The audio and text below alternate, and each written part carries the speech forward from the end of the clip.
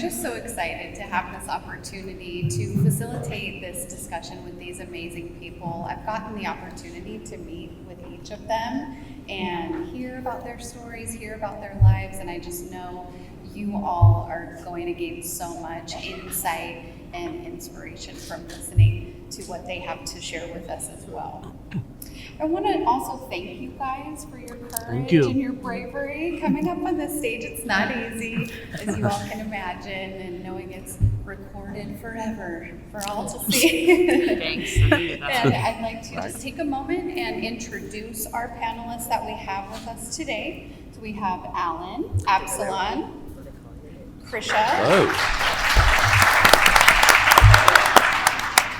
Krisha Orden-Bogue, Jackie Neverez, Delia Baldwin, Angel Tao, Tanya Walton Jenkins, Awesome. and Layla Walton Simon. I'll also introduce each panelist in more detail and individually as we begin each of their stories. So now we're going to start with our first panelist, Miss Delia Baldwin. And Delia Baldwin is a wife and mother of 3, 2 of which are neurodivergent children. She also advocates for equity and inclusion as City Commissioner for the Diversity and Inclusion Commission. Thank you. Your first question, Miss Delia. What is the transition from early intervention to school-based intervention like from a family perspective? This is a lot harder. I love doing this, by the way, but it's a lot easier on Zoom, I realized. So from a family perspective, as you can see, I have a lot of kids. In my mind, it's a lot. It feels like a lot every day. I have a daughter who is 15, so she just started high school, and my boys are a year and a day apart. And so you can imagine we've got a lot of needs going on in our household. And I remember that transition from early intervention to school-based intervention being really scary. Because in early intervention, when we went through this process, it was at the height of COVID. And so we kind of had a lot of things going on at the same time. But when we were able to have services available, they were coming to our house and we were getting to know our practitioners, be able to engage with the process, learn a lot along the way.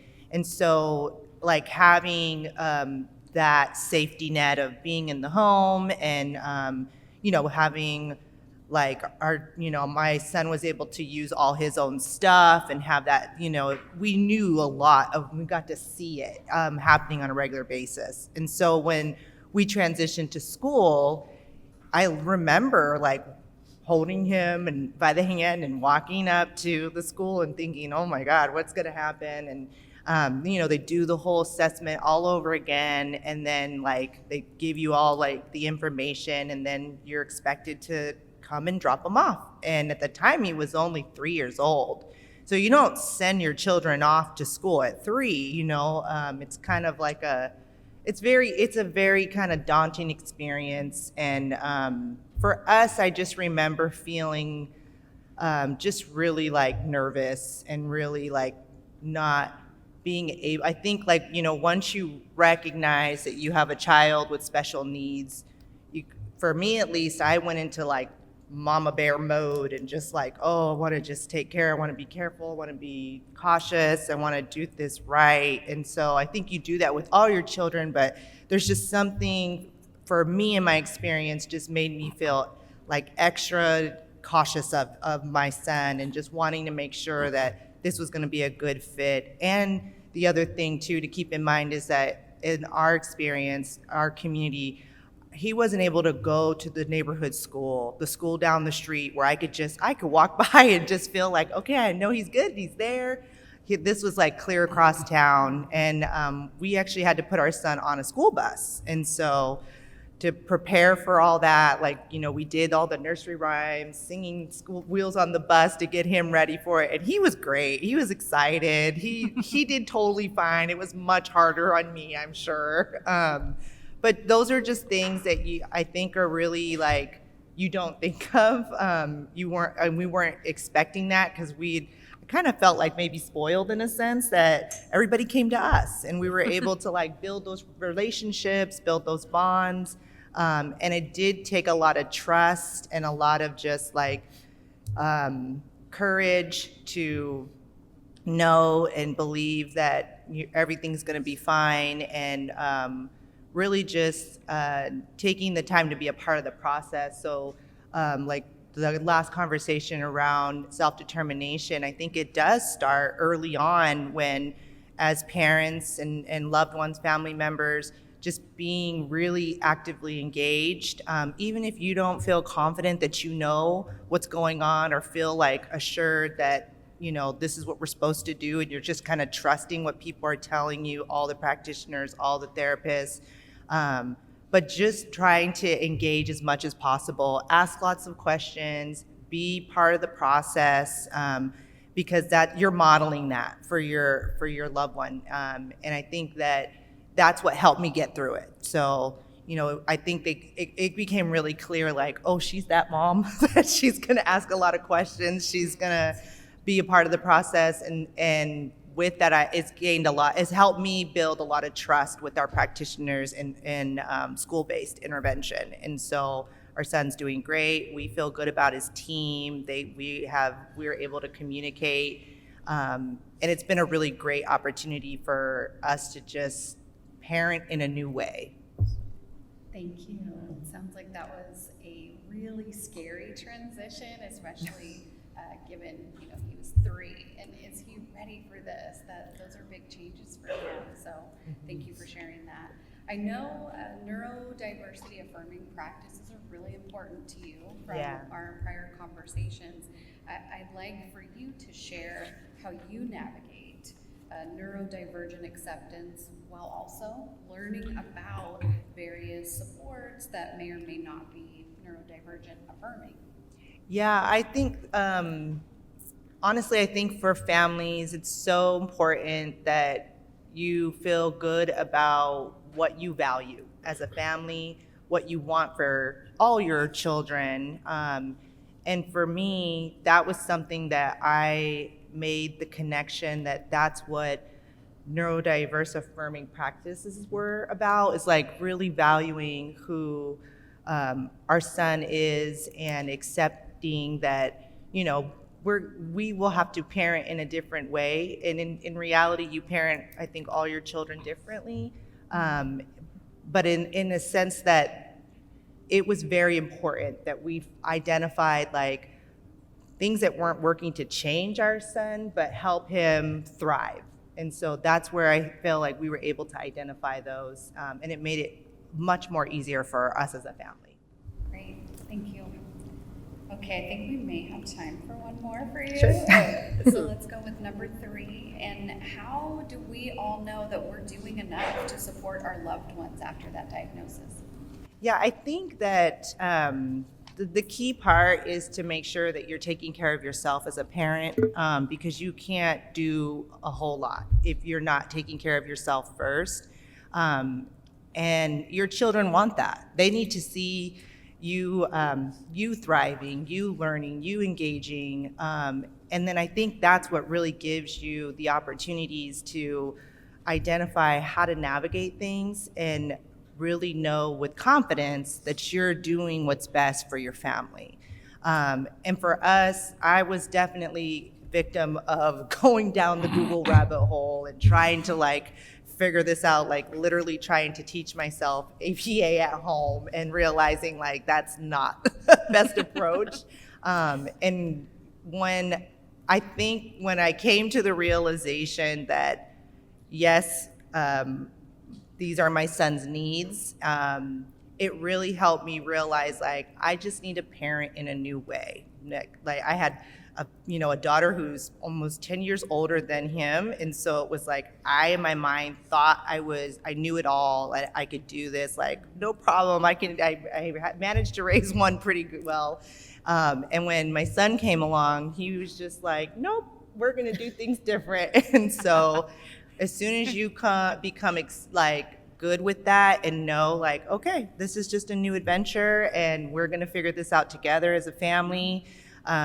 I think that's how you know. Like, once you first come to that acceptance of, like, we as parents cannot determine the future of our children, right? We can only put in place the things that we value and support so that they can do well and thrive. And I think that's when you know, like, you're doing enough.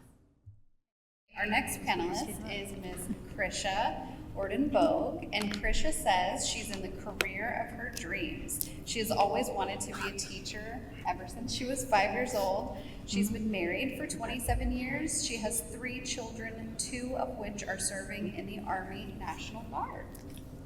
Her youngest is a plumber apprentice. She's also a dog mom and soon moving to her family's little farm. She loves the outdoors, being with her family, and watching her students achieve beyond what they've expected. And our first question for you, Krisha, is what are some strategies you're using to support your students to promote independence in pursuing their own goals and passions? Well, first, I always have high expectations of my students, very high.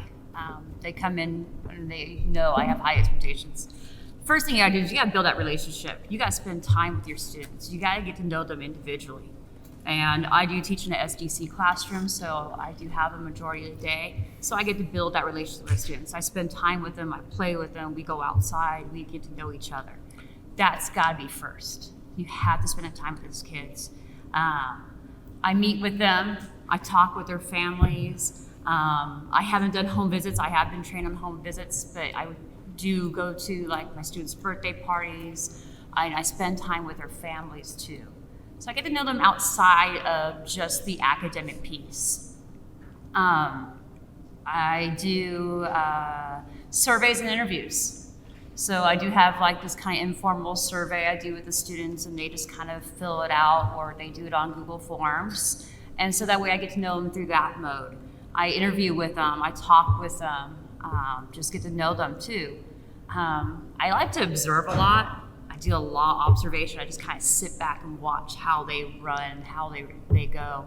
I tap into my staff. Staff is invaluable. I have spectacular paraeducators. I have co-teachers that I work with, and I go and talk to them because they may see something I didn't see. And I want to use them in that way to see what their input is. Is there something I'm missing that I didn't know? We have to build a pathway to get to their goals, and I want to know what their goals are. So I ask them now, what is your goals? What's something you want to do? I want to be a basketball player. I want to be a mechanic. I want to, be on Broadway. Okay, how do we think we need to get you there? And we have a conversation about that. And so then I have to look at what's realistically available within our site. Who can I tap into to get to that point? And we try to scaffold that to build them up to that level. And then passion. It's funny, you always find out their passion. I don't know how, but it's something you see with where their attention goes to. And then what are the supports we need to put in place at the site to get them to have their passion? It may not be their full, exerted passion, but how do I get them to their steps to their passion? Do we start off with children's theater? Do we start off with PE, just basketball? What do we do to get them there? And then when we find their passion and they're able to express it at school, it's like they feel like they belong. They have more of a belonging at the site. They belong they have their belonging with their friends, but when they feel like they belong to the site, it's a different story. And we want to see what's available for them. Thank you. And what are some of those critical skills that are really important for your students to learn to be able to advocate for themselves? Well, I'm a huge proponent of resources. You have to teach your students what resources are there. How can you, if you don't know, what do you do? I have a resource finder in my classroom that my students use. We have resources online. I use Siri in my classroom. I do not have Alexa, but I have Siri. So I know, and I tell them these things, and I use these in the classroom. But we also need to know what's their style of communication. Some of my students will talk to me. I have no problem with that. I have had students in the past who use picture icon exchange. I have a student who texts, does not feel comfortable talking out, but will text me. And we have an agreement with parents and everything with regards to text, and that's how they feel comfortable. And when they're in an outside classroom, they may text me, hey, I need you. And I will go there, or I will find someone else who's able to fill their needs. So texting, emails, and some of them are in person. Got to find what's their niche, what's their way of communication, what are they comfortable with. And then proposing that language. What vocabulary do they need to use to express their needs? How are you going to do that? Okay? And then the chain of command. I said I have 2 kids in the Army. So chain of command. I used to have kids who would just walk straight to the principal, and I'm like, dude, I'm right here. Come to me first, and learning that chain of command and learning what the process is. What's the process of how do we get this solved? So teach them that process. And then what's the when in doubt? The other thing is I had a problem with I had a staff member that would speak for my students, and I said, do not do that. We don't speak for our students. They need to speak for themselves. We help guide them, but we have to let them speak for themselves. Great, thank you. When we chatted, you had shared a really unique and interesting way that you support your students to participate in their own IEPs. I'd love for you to share that with our audience, but also understanding that this is kind of new for you too. What are your other thoughts on how you can enhance student participation, active engagement in their own IEPs? Yeah, so this past year was my first year in high school. I love high school. And so one of the things I always talk to my students, like I said before, and I'm like, what do you want? What's something you want to do? What are your strengths? What do you think you're good at? And sometimes I get students who are like, I'm not good at anything. So it gives them that little bit of, you are, let's keep going. What are their likes and dislikes, areas they want to improve on?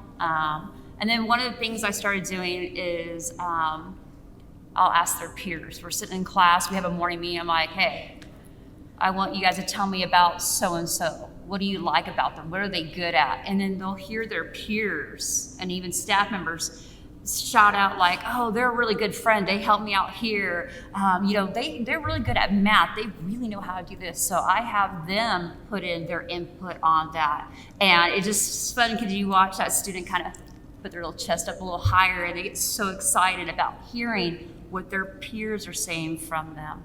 I also do surveys with the students too. I meet with parents. I have a questionnaire that goes out to parents too, that I get their input on there. And then during the IEP meeting, I'll have the student go and I'll have the student add in more things I want to change this year. That the self-determination inventory will be happening. That was amazing. Loved it. I was like, ooh, that's going in my IEP. Love that part. And I also was given advice of doing a Google PowerPoint and having the students create that. Well, we can do that together, and having them run the IEP meeting, and having them go through that process of what's their hobbies, what's their interests, what's their goals, and how they want to achieve it, and then talking about their future goals. Do they want to continue on with college? Do they want to go to trade school? Do they just want to get a job? Right. What can we do? Great, thank you so much. Okay, let's introduce our next amazing panelist, Angel Tao. And Angel is a Hmong American passionate about working with the Hmong community and other Asian communities to address their unique challenges and promote cultural understanding. Angel's goal is to bridge the gap between cultures and generations, using her skills and experience to make a positive impact and support the growth and development of these communities. Our first question for you, Angel. What are some challenges that you've seen in families being able to support their children with disabilities in the Hmong community? So one thing that I observed is that it is considered more like a cultural stigma that associates with disability. In the Hmong community, children with disability are often seen as a source of shame or misfortune, leading families to more often hide their children's condition rather than seeking for help. In the Hmong community, take autism, for example. This term is relatively new, and it's a new concept, new term. So if the family were to have a child with autistic features, there's really no term to describe autism. In our culture, they would just call this child minyoto. And if you were to translate that, it is my dumb child.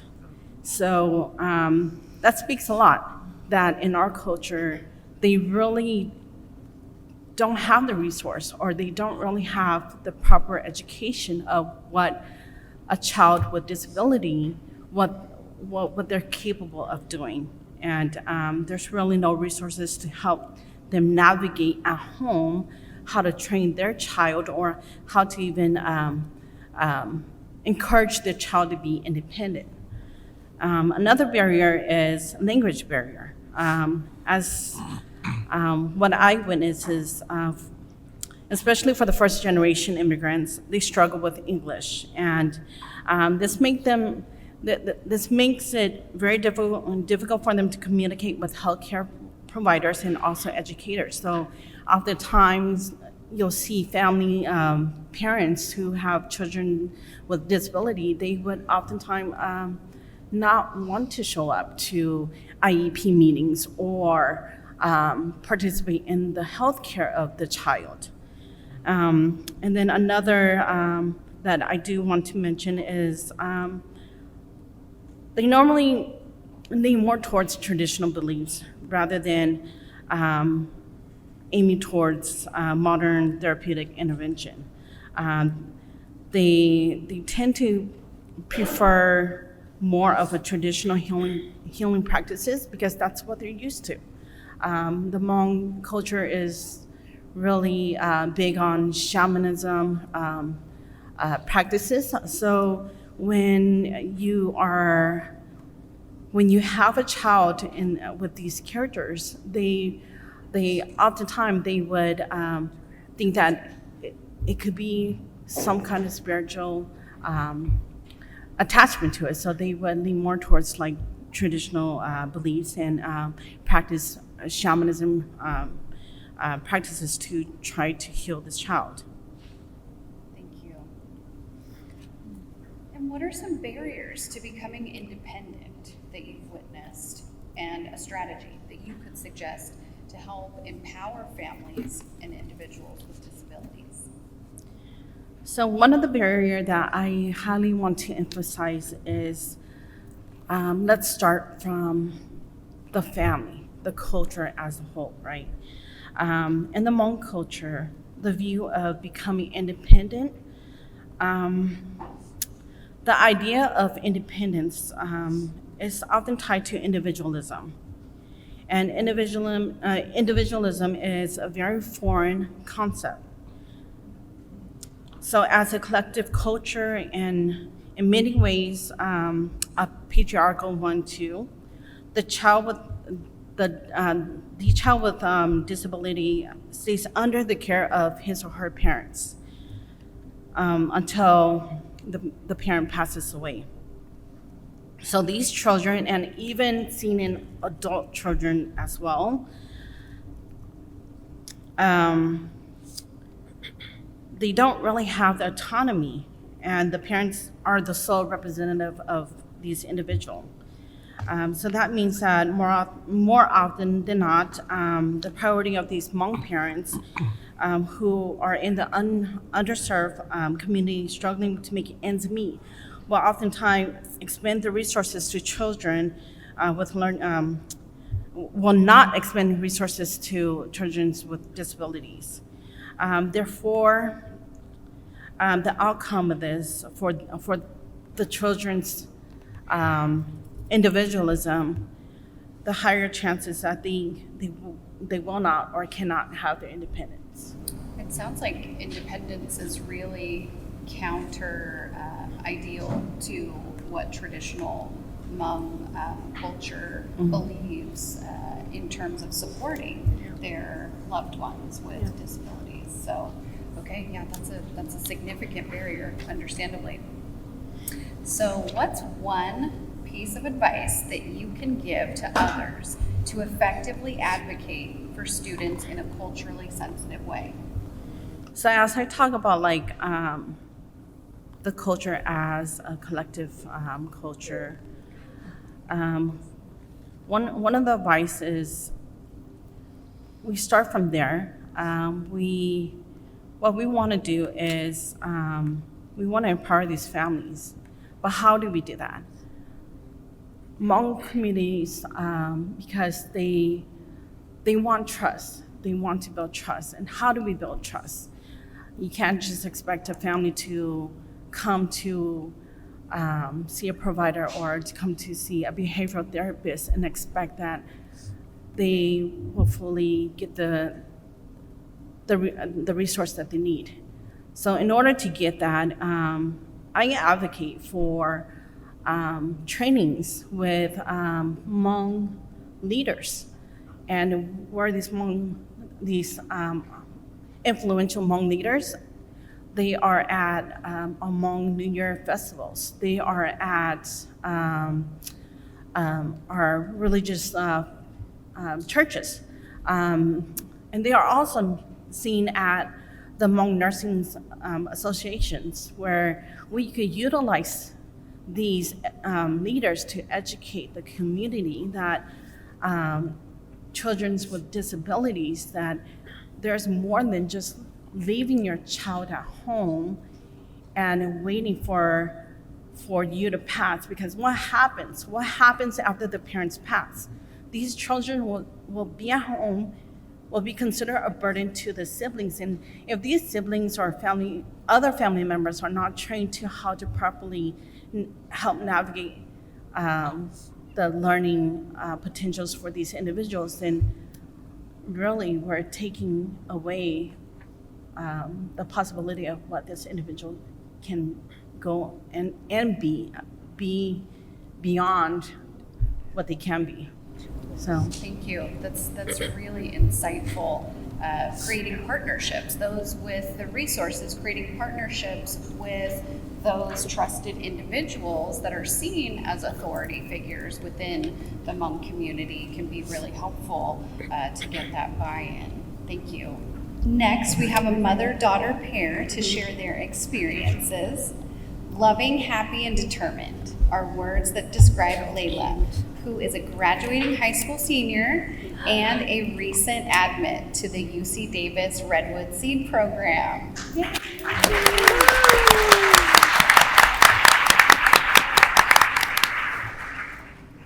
Her mom, Tanya, worked as a public school teacher for 21 years and now as a vice principal in a Title I school in Sacramento. She never thought that her career in education was laying the foundation for her to parent and support her daughter with special needs. She would love to share her story in hopes that it will help others and encourage their families who walk a similar path. Okay, our first question is going to be for Tanya. So what are some personal challenges that you have faced in supporting Layla through her educational journey? Thank you. I'd like to say that the biggest challenge for me has not knowing exactly what's going to happen. Just having no real guideline and no pathway that's been outlined for me and Layla.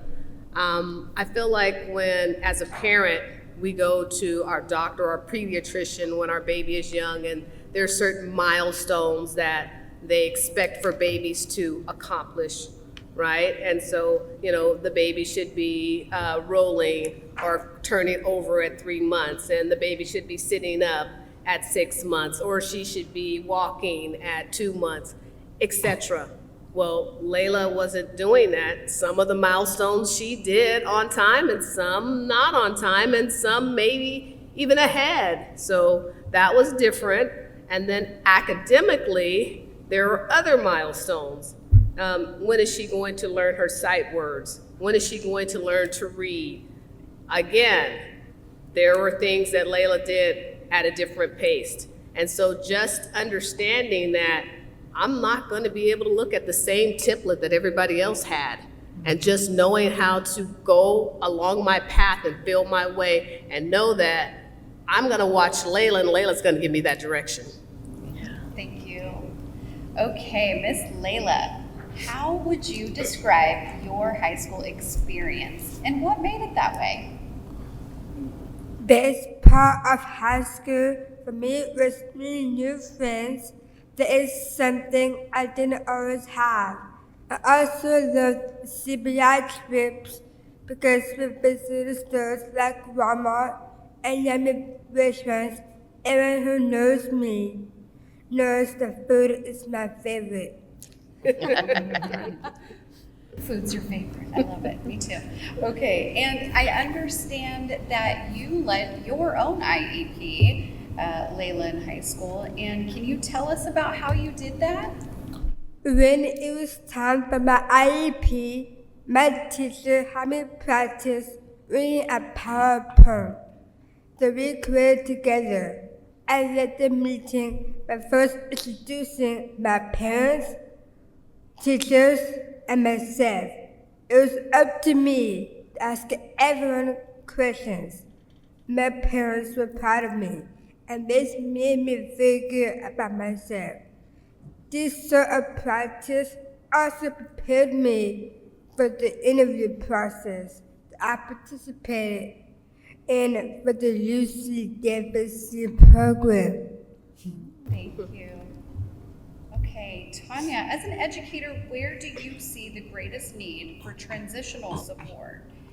For example, into that preschool transition, or from elementary to middle school, middle to high and beyond.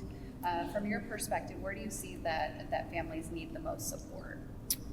It's funny, it's quite ironic that Dr. Sharon and Mr. Edwards spoke about transitions earlier.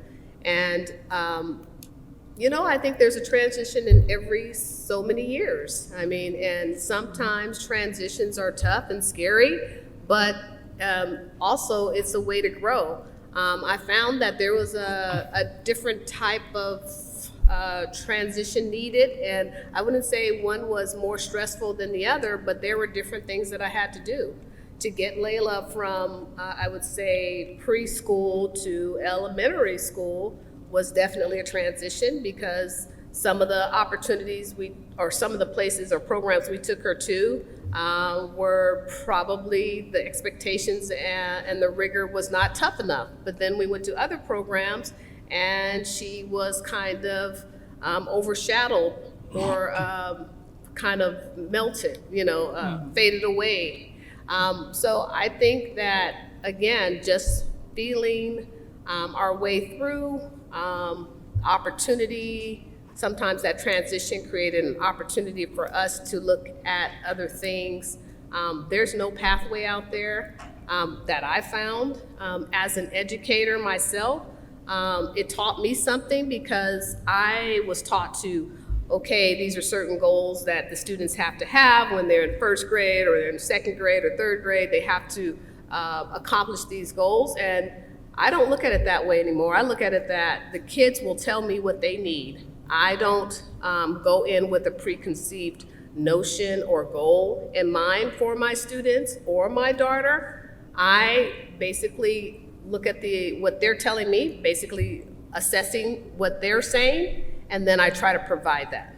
So in terms of transitioning, I would say that elementary school was a transition, to middle school was a transition, and then again to high school, and now I guess off to UC Davis is going to be another one. Cool.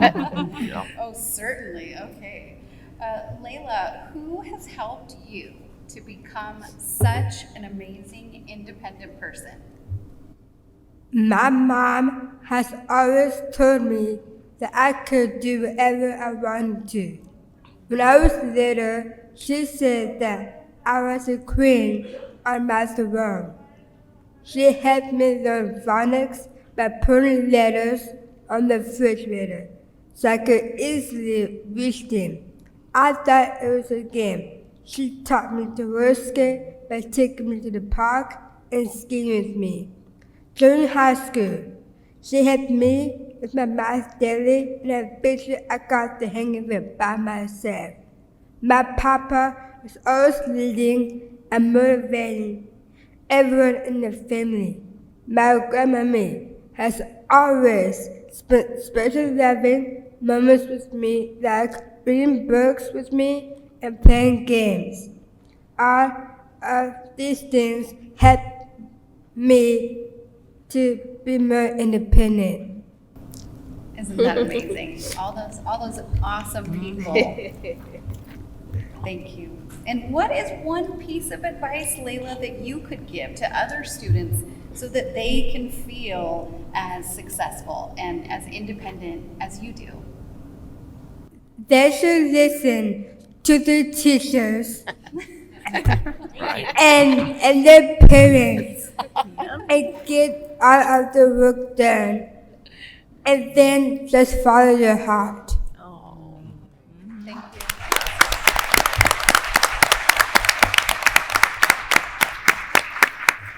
I told you guys were going to love them. I mean, how can you not? Okay, Tanya, looking back, is there anything that stands out to you that you would say really helped you to support Layla in becoming so successful and independent? Well, Layla made it easy because she is very obedient. She's a loving person who has a desire to do her best always. I would just add that it is important to treat students with special needs as though they are just like anyone else. We traveled and exposed Layla to everything that a normal functioning child would be exposed to, and I think that's what we should all do for everyone. Absolutely.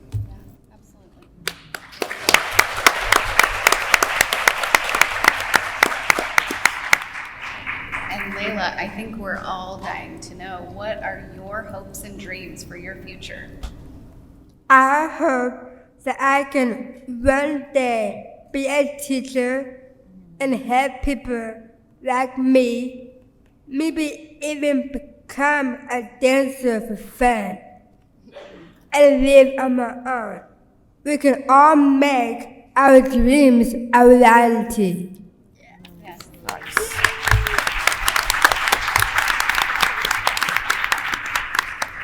Thank you so much, ladies.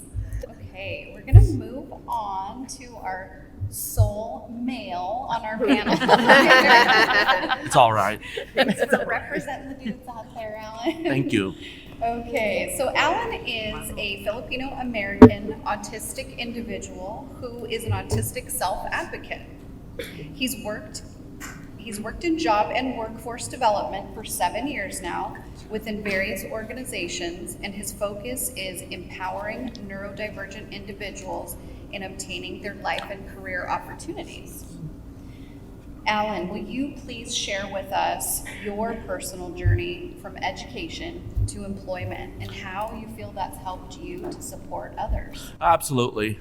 So I graduated in 2013 from UCLA with a degree in psychology, and afterwards I worked at like a few like mental health like places, like as like a part-time service coordinator to get my feet wet. And then in 2014 I got into the counseling program at Sacramento State. I originally my original specialization was school counseling, and at that time, like I wasn't like really sure on like if like the whole like counseling like aspect like was like really for me. So I just like trucked on like until 2016 until like I got an internship at Rosemont High School under Jackie Pavaris right here. And one of the things that like I noticed about like myself was that like I initially he like struggled in like trying to like relate to like people like emotionally and like understanding their thoughts and feelings at first. And I remember I told Jackie one day that I'm autistic and that like I'm like struggling in being able to like relate to others, being able to like understand like people's like thoughts and feelings, like what are they going through, like from like a social like emotional aspect, and like even like supporting them in like life and like career pathways. So what like Jackie did that was like very like instrumental was that like she like really like supported me in connecting with resources within like the Sacramento area to support autistic individuals and like neurodivergent individuals like for myself. I remember like she told me about Department of Rehabilitation, and so I like what I did like was that like I enrolled myself as a Department DOR client, and I rehashed like my my story so far like with my DOR counselor, and he told me why don't you like connect like with the autistic community here in the Sacramento area, like such as People First, the Autistic Self Advocacy Network, and like other multitude of organizations such as Resources for Independent Living in Sacramento County. So like what I did then like was that I like really like attended like these like events that like these disability organizations that that DOR told me. So like I really like connected with them, understood like the importance of like self-advocacy, empowering like neurodivergent voices like around me and like in like the community at large. And that like made me think that like it's okay to like come out as an autistic individual, right? Mm-hmm. So like for me that like that was like really empowering to like for me to come out as an autistic individual and be proud of it, not be like having to like mask myself as an autistic individual, just saying, hi, I'm autistic, right? So like in knowing that, my DOR counselor told me, you know, like, well, why don't you like work as a job coach at first and like I'm working with like these individuals. So like in 2017, I applied as a job coach, job developer on my own community services. And then that's how I got my career started in working with neurodivergent individuals. So I learned the ropes of like being a job coach, job developer,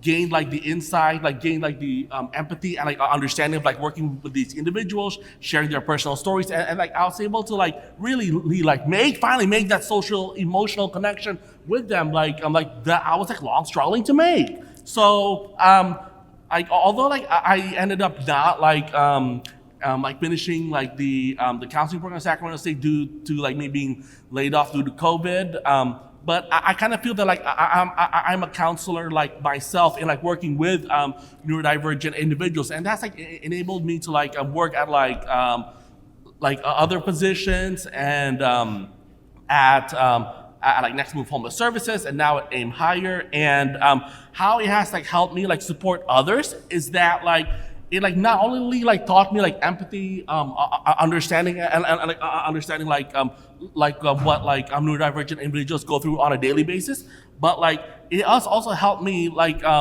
empower them, saying that like you know like our world it's like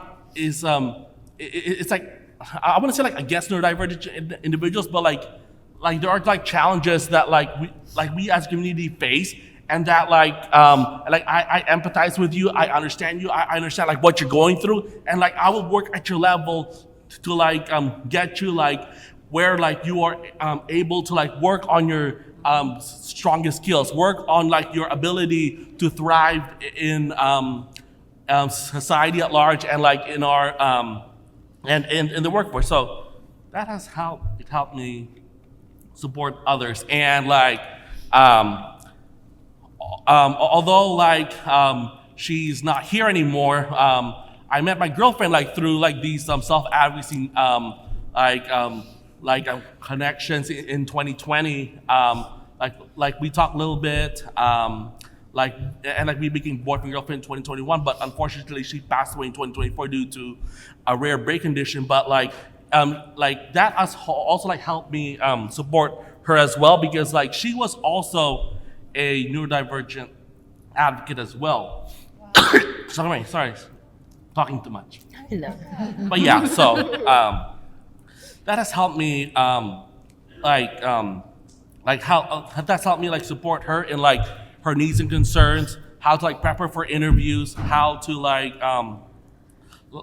prep her in like getting a job. So like she worked at like Bath and Body Works in the Placerville area for over 2 years, like up until like a month and a half before her death. But like long story short, that like this is my personal journey, and that's how like I supported like other individuals, neurodivergent individuals with disabilities, and myself as well, in like empowering our community's voice.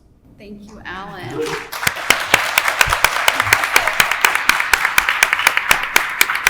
Thank you.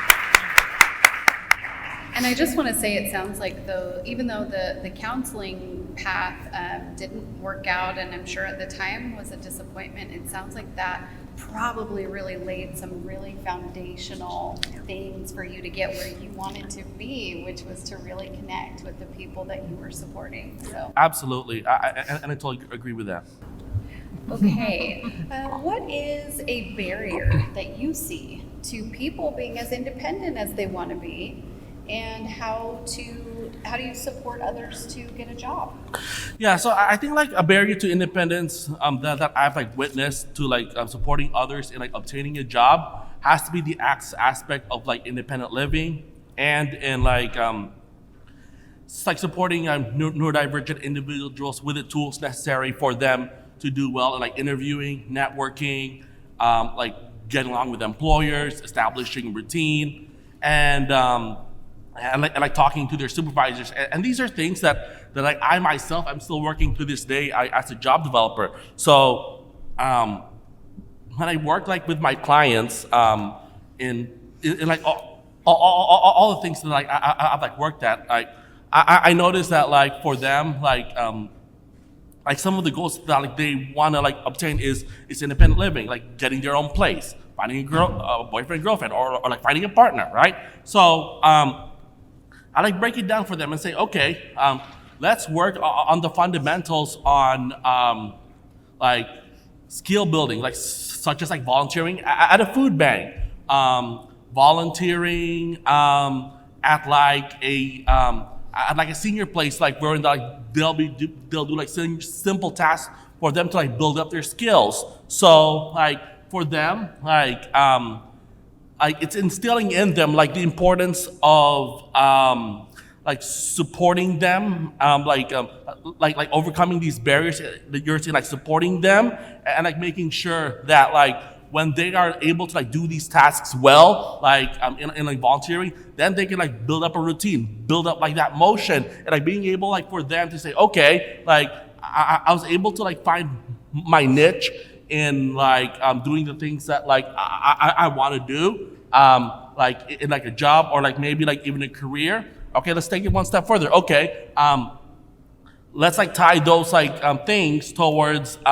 like how like you'll be able to like present yourself like in a job interview, because like a lot of like these barriers that like to independence that I noticed comes from like the development of like soft skills and like how to like be able to like make sure that like these things are like better for them, so that like they could thrive in their definition of like success, in their definition of like what thriving means for them. Not in my definition or like any other people's definition, but their definition of like success. So On that note, I want to ask you though, can caregivers or parents get in the way of that? I think so, because like I believe that like like piggybacking on like what and what's her name? Angie.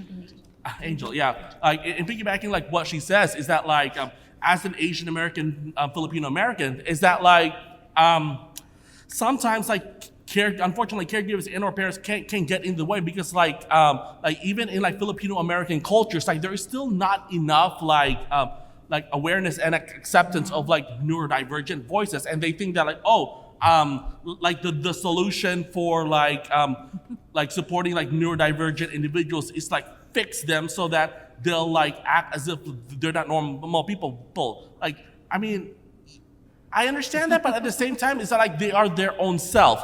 They have a different operating system. I have a different operating system than like a neurotypical person. So like the way I think, the way that I work, the way that I relate to people, yes, it's very different than like neurotypical individuals, but at the same time, it has to be celebrated, especially amongst minorities and the people of color communities. Is that like there needs to be like more like outreach and acceptance in regards to that. Okay, and our last but not least, panelist, Jackie Nevarez, is a co-chair for the policy committee at NorCal College Promise Coalition. Armed with a master's in school counseling and another in marriage and family therapy, packaged with over 2 decades of experience, she serves on multiple boards, including the CSAC Financial Aid Advisory Board, the Timothy Tuition Program for Foster Youth, and works as a coordinator of college and career for a K-12 school district. Overachiever, can we say? Right. As a first-generation student, Jackie lacked the cultural capital to understand the educational system. Therefore, in all capacities, she now works to support efforts to capture the passion of California's youth and provide them with a future worthy of their generation and beyond. Okay, and our first question for you, Jackie, is what can educators do to best support students to successfully transition from high school to college and or career? Thank you so much, Mary. Okay, I apologize. I had to cry because I'm just so proud of Alan. Can we just give him one round of applause? Sorry. I would say Mama Bear. He's heard that.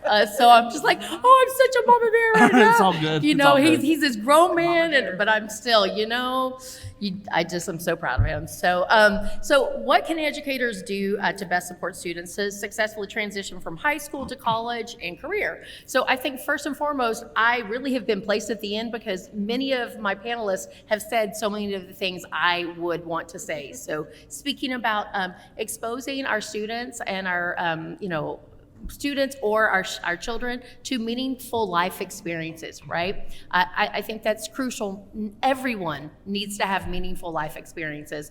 That in turn is going to develop some self-determination. So they're going to find things that they're interested in and then empowering them by helping them to learn how to advocate for themselves.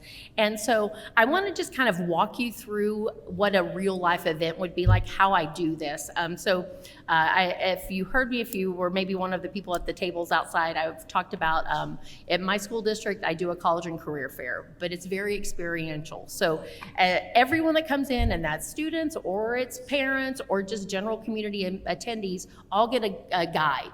Okay, so part of what we're doing is that scaffolding that we were speaking about is before you go into our college and career fair, you have a guide as to how am I going to interact with this world? And at the top of this guide is career, a couple different lines you can write in careers. So our families and our students go through career experiences. So that may be looking at some of the trades, that may be talking to someone at Rayleigh's, that may be talking to multiple different trades. So having like those real world experiences in the community, that's their first. And so then they take that and they go, ooh, I like that. And I'm gonna write that down. So then they take that information, that paper, and go into what I call the post-secondary zone, okay? So having the post-secondary party, so that's our community colleges, that's our apprenticeships, that's our adult eds, that's our four-year colleges, say, oh, you'd like to do this kind of thing, a career? Then this is where you can do that. You can't do that with us, but you can do that here. Or you can do that with us, and this is how you can do it. Now, it's great because then they have an idea about what they want to do. They know where they can go. So it's like that's the what, and this is the where. But we also need to, know the how and the who. So we have, the next room is the community zone. And so that will be where I will have partners like a Disability Access Center from Sac State that are gonna be supporting our students and our families to go, oh, so you'd like to go to Sac State? Well, you are neurodivergent? We can help you. We can help you with your applications. We can help you with that. So it's community wrapping around the students and families to help them go backwards. What do they want to do and where do they want to do it? But I also live in the world of reality. You also have to sometimes pay for things, right? And so the last piece of how I do our college and career fair is there's financial world. So I have a job fair in the center. I have support systems that are there, whether it's our California Student Aid Commission, helping our students and families know how to do their financial aid applications or the California Dream Act applications, or looking at how do our students interact with one of the tables outside is CalAble. So how can our disabled students and families be able to keep, a surplus of money to be able to provide for their education and not lose any of their benefits, right? So those are the things. So I really feel that, having that is kind of a walkthrough as a visible, but that's really how our educators should be interacting with our students and families, is giving them, looking for the what they want to do, looking for the where they want to do that, and helping them with the how and the who, and those warm handoffs. Thank you. Yeah.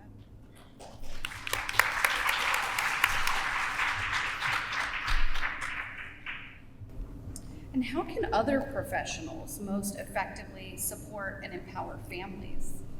So something I say, I say a lot of P's. So passion, I heard over here, that's one of my P's. So it's helping our students to find their passion, connect them with peers, because it's so important to have people like what you like and you feel connected to them. That's my mental health world, right? When we feel a sense of belonging, we can do so much. So connecting our students to peers that like what they like, and then a paragon. So that's that role model that can help them. So helping them and their peers to, create that next step into their pathway. And so it's like, those are the things that when I was in mental health, they called it wraparound, right? And so it's based out of New Zealand. The Maori people actually had a model called Family Strengths Model.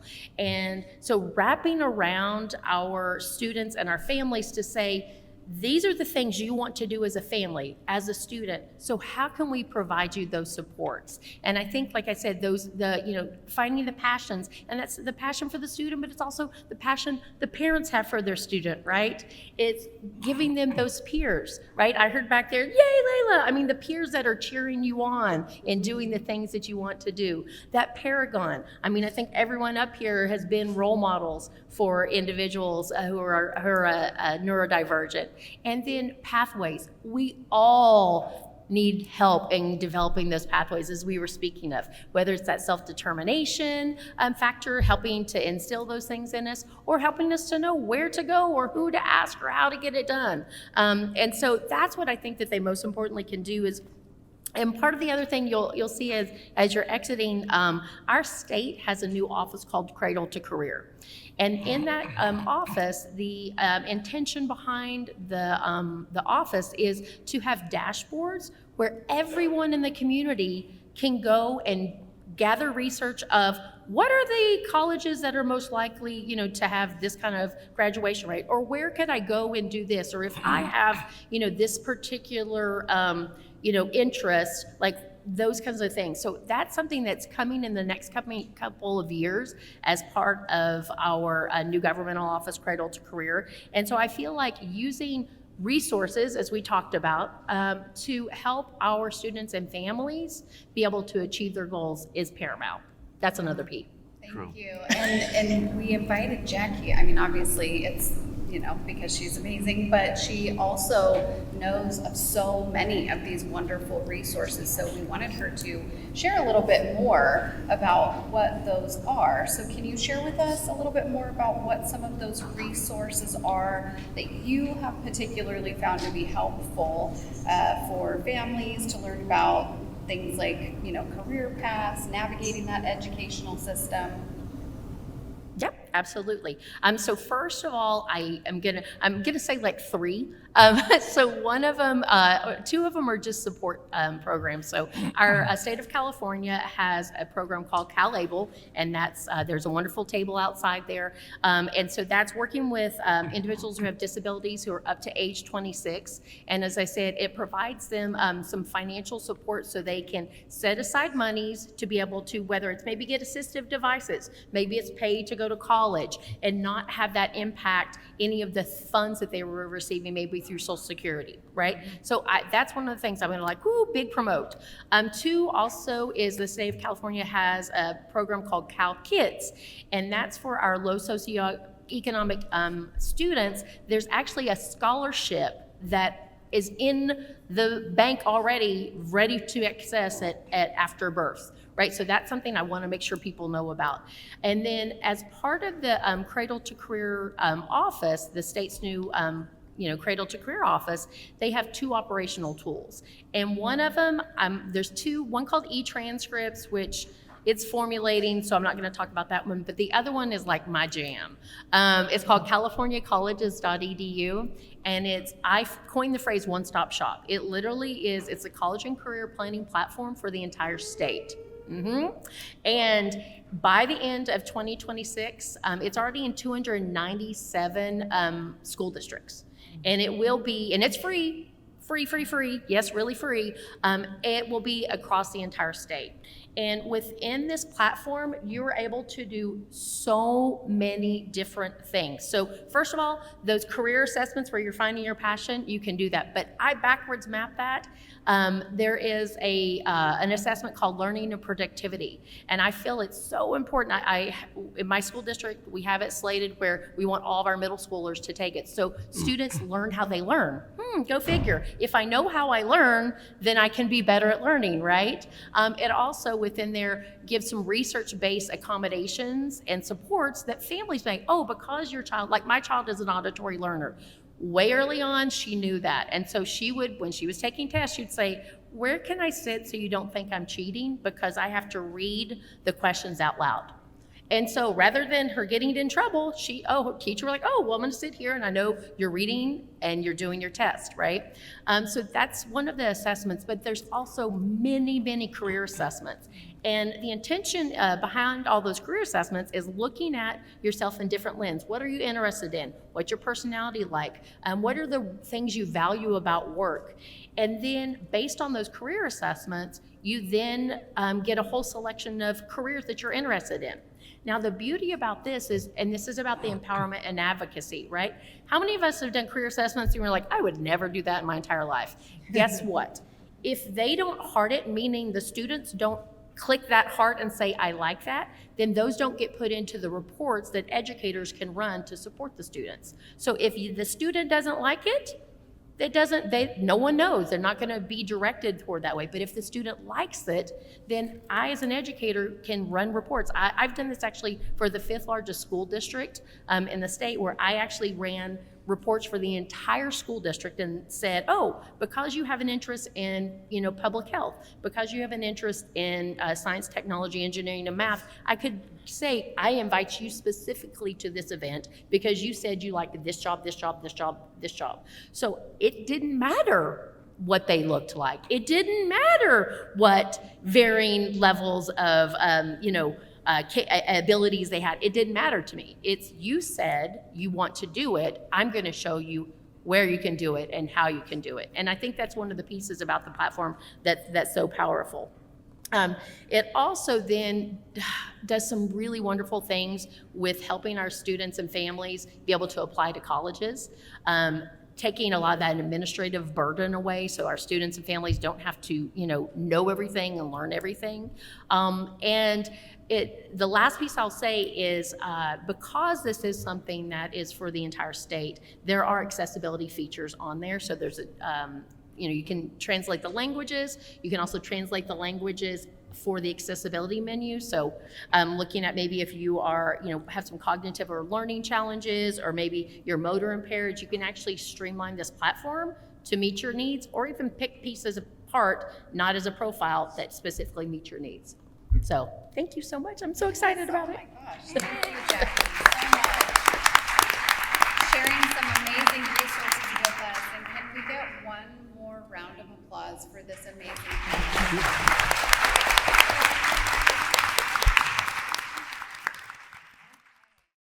The UC Davis Mind Institute was founded in 1998 with the promise to reduce and prevent the disabilities that can be associated with autism and other neurodevelopmental conditions. Every day, our clinicians and researchers make progress on that promise. Our groundbreaking research on autism, Fragile X syndrome, chromosome 22q11.2 deletion syndrome, ADHD, and other conditions associated with disability are helping affected individuals achieve their fullest potential.